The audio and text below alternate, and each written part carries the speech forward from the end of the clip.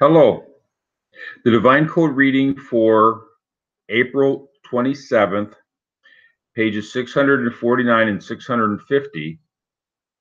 We are in the chapter Theft Incurred by False Measurements and the Prohibition of Cheating or Misinforming Another Person. Topic number 22. If the buyer and the seller agree on a certain deal, although it is permissible by law for either to back out before the legal sale is made, such as an auction, such an action is not done in good faith, and one who does so is a liar and sinful. And see Rashi on Bava Metzia 49a, that one who does not deal honestly transgresses a scriptural injunction. So it's necessary in human society for people to be able to negotiate in good faith, that when something is agreed upon, but it's not yet taken place, they agree to make the transaction. The person, they decide, okay, we're going to one person says they're going to purchase the other person's car, and everything's agreed, and they get together to make the transaction. The person backs out and says, no, I'm not going to buy your car, but he doesn't give any reason for it. That would be dishonest. Now, while it's not theft, it would be considered a inappropriate action, and it upsets, it causes disruption for the other person's life, and it is a wrong thing to do. It's a sinful thing to do. Regarding one who begins the sale, such as one who gives over part of the merchandise and then decides to invalidate the sale and causes grief or loss to the other party. So let's say they start a shipment of grain. And so the buyer starts receiving the first batches, the first pallet loads of grain. He brings it into his warehouse, and he's planning on using it in the near future for making bread. And he's already vested his business into the making of the bread using that grain. And for the buyer then to say, "Nah, I decided not to sell you the grain," well, that's totally upset the buyer. I mean, if the seller decides to change his mind, it totally upsets the buyer. So either way, once the decision is made, it's going to cause disruption. It's going to cause difficulty for the other party. If they back out, then it's wrong to do so. As the sages say, one who exacted punishment from the one who exacted punishment from the generation of the flood will exact punishment on those who do not stand by his word. See Rambam Laws of Stealing, chapter 7, topic 1. Although he writes there, he has done an action unworthy of a Jew. His intention is that the court curses the person who acts in that manner. However, it is clear that one who backs out from a business deal even before the money exchanges hands, even if he is not cursed by the court, has not dealt honestly, and this is sinful. And this applies to Gentiles as well. See Kol Borei HaOlam, page 95. So Rambam, this is based on Rambam's statement that it's unbecoming a Jew to back out of the deal. Well, it's also unbecoming of any human being. It's just the way the divine code is applying this. It's unbecoming of a decent human being to behave in this way.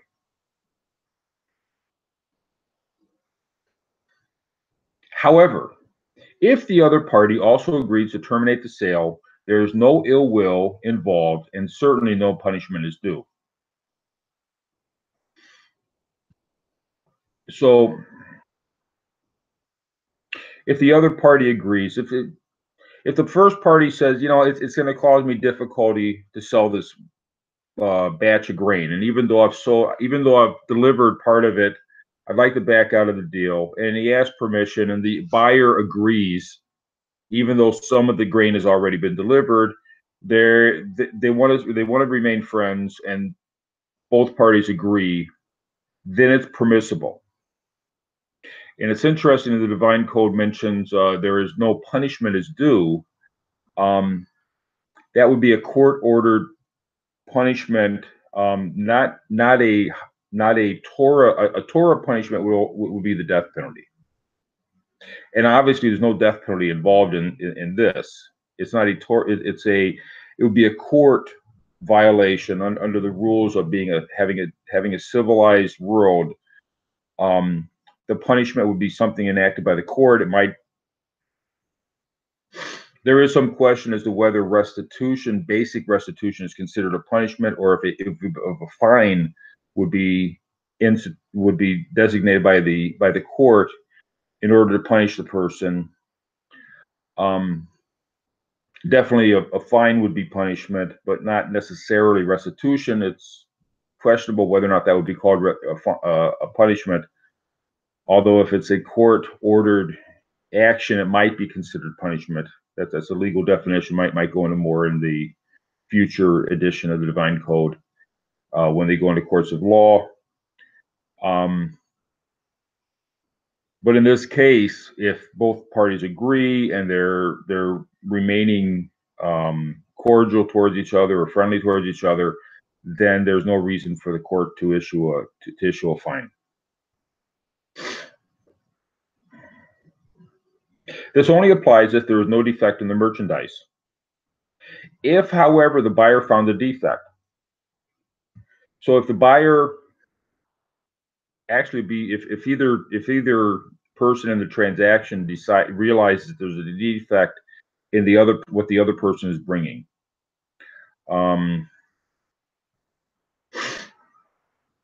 let's say that so in the case of a car, the person takes the car to the mechanic.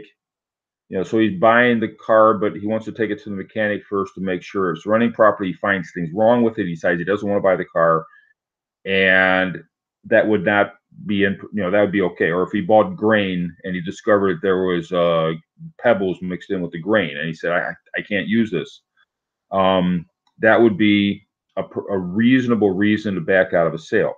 Or if if the seller realized that when the person said one kind of currency, what he meant was a different kind of currency.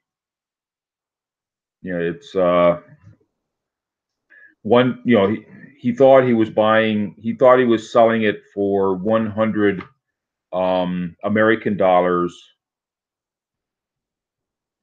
I'm sorry, Canadian I think is more expensive. So let's say he thought he was selling it, the product, for 100 Canadian dollars, which is a little bit more money from if I'm right, than the American dollar. Then the person comes with American dollars, and the guy says, "Well, I can't use that," or maybe it's the other way around. Well, whatever it is, if there's something different with the currency, that might allow the buyer then to reasonably back out, because if it's an honest mistake on his part, on either person's part. If the value of the merchandise being sold increased, or either party sees that there will be a loss because of the sale, there are Torah authorities who say that there is no need to incur the loss, and it is permissible to back out of the sale. Others are of the opinion that this is still called untrustworthy.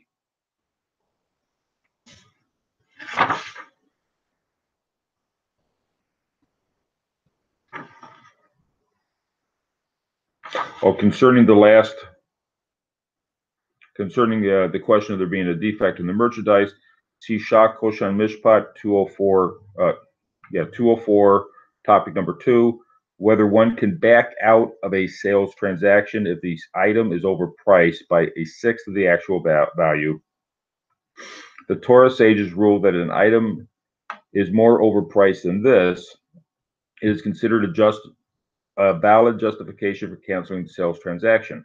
If a blemish or defect is found in the item that actually lowers its value or desirability, it is clear that the buyer is permitted to back out of the sale since it is an erroneous transaction. The amount of cheating that would necessitate an invalidation of the sale seems to be dependent upon the law set by the Gentiles for themselves in any particular country, and see topic 8. So the earlier topic where they're discussing the measurements. In the Jewish law, 1/6 is the set measurement for a lot of the questions of variation in the marketplace. And that's within Jewish law, it's a set value. In non-Jewish law, there's no set value in the Torah. However, each country decides their own set value. So if the change in price, and that would also apply to the second the next paragraph that I already read, if the price changes by a sixth within Jewish law, they may still keep the sale. But if it changes more than a sixth, the price either went up or went down overnight, and the next day they're saying, "Wait a minute, what happened?" Within non-Jewish law, whatever the threshold amount that's acceptable. Now, it may be that it changed, but the transaction occurred. Well, I guess the agreement occurred. The question is, how binding is the agreement? And before the transaction, and there would be set values in the country, whatever market and country they're in, as to how much would have to change before it could before a person could legitimately invalidate the sale. And by some opinions, no, an agreement would be an agreement even if the price changed. So it depends on what's acceptable within the locale, within the market, within the government, where the transaction is occurring.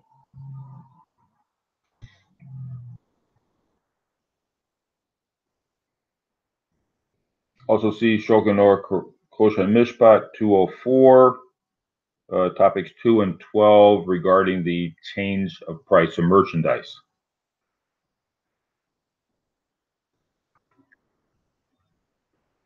It is unforeseeable. If unforeseeable or unpreventable circumstances occurred, such as the merchandise became extremely hard to procure,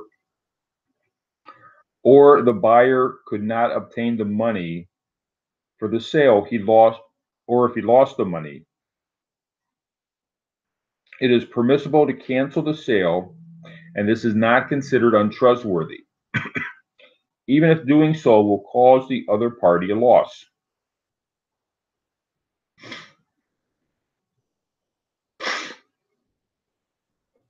And that's also in Shulchan Aruch Kosher Mishpat 204, topic number 2.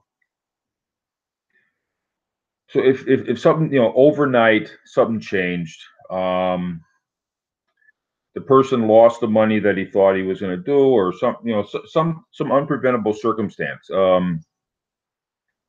Customs seized a boat of merchandise, or something that was not predictable, and even if it causes the other person difficulty and the other person in the transaction, there's a certain threshold where the person, because of difficulties that came up, he could back out of the deal. And that again where that threshold would be based upon local custom, the government, and the contract that they went into, agreeing to the sale. Topic number 23. Even if one made a promise to another person in monetary matters, or promises to give the other person a gift, it is forbidden to back out, as this is breaking a trust. And see Shulchan Aruch Kosher Mishpat 204.8.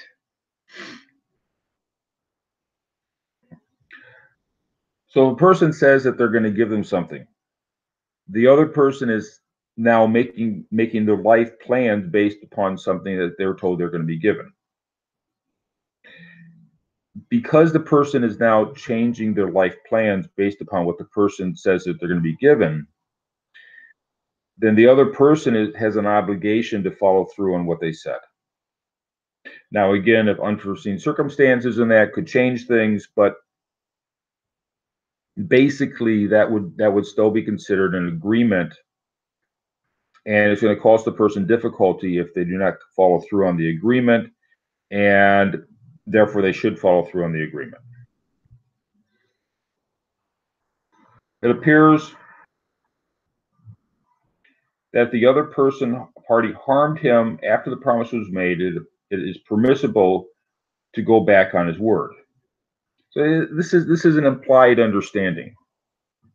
A person gives a gift, even though it's a gift. There's no Within Torah law, it's understood that a gift usually involves reciprocation by the other person.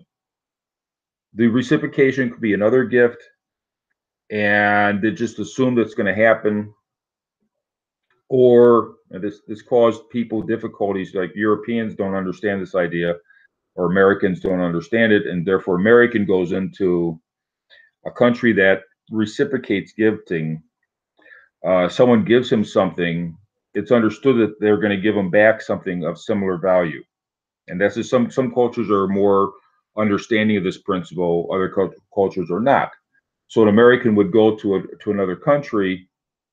He's given something. He says thank you, and he takes it, and he never reciprocates. Then there's ill will that is formed because of that, because the other culture understood that there's a reciprocation. Now, even if we don't reciprocate financially, with an object of similar value, if a person gives something to another person, there's an implication that the other person is going to have goodwill.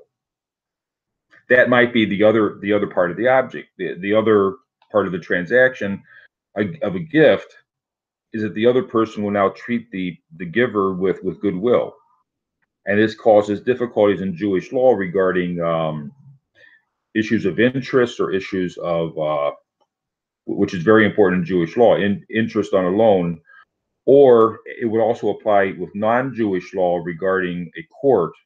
If a person gifted something to a judge or gifted something to someone who might be a judge at some point, that would be seen as a bribe, and it's assumed that the other person, or it's implied that the other person would be owing them a favor back.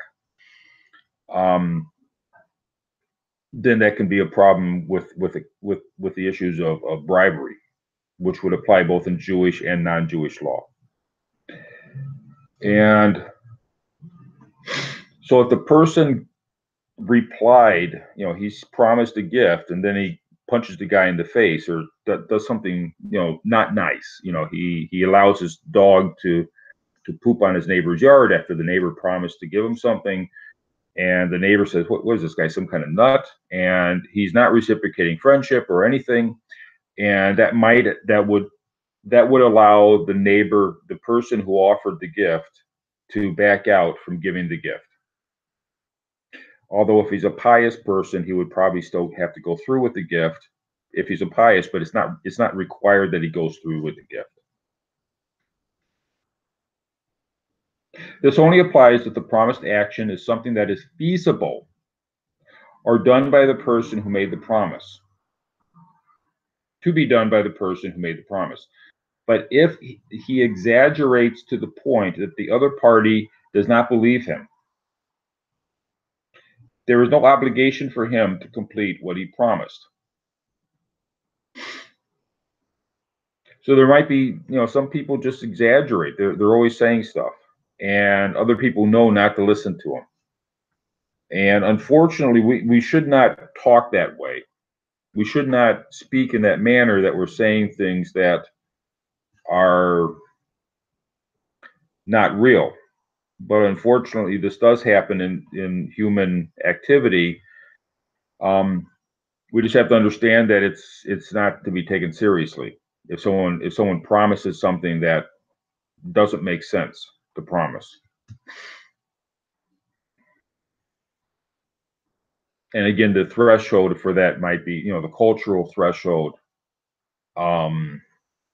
some cultures, they might consider it to be, something of nominal value might also be considered not a real offer of gifting, and somebody else,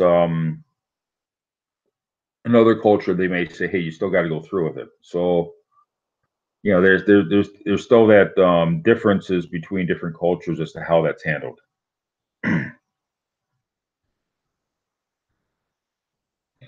We learn the prohibition of using unjust measures from the verses. Then that's Leviticus 19:35-36. You shall not do wrong in justice, in measurement, in weight, or in volume. You shall have correct scales, correct weights, and a correct ephah, that's a unit of dry measurement, and a correct hin, that's a unit of liquid measurement. I am the Lord your God.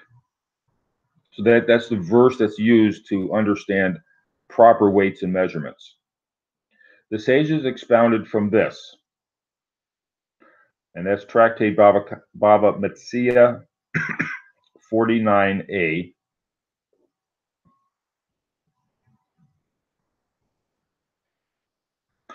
That a correct hin can be read as a correct hein, that's a correct yes, meaning that your yes should truly be a yes and your no should be truly be a no. So it could be read that you should have correct scales, correct weights, a correct ephah, that's a measure of dry measurement, and a correct yes. So it could be said that, instead of saying we have a dry measurement and a liquid measurement, but rather it's a measurement. The ephah would refer to a measurement, and the hin would refer to an agreement. That you have a proper agreement. This means that a person should keep his word and be trustworthy. And it's Rashi on Trava Metzia 49a. That's Rashi's explaining further how the sages are explaining this verse in the Bible.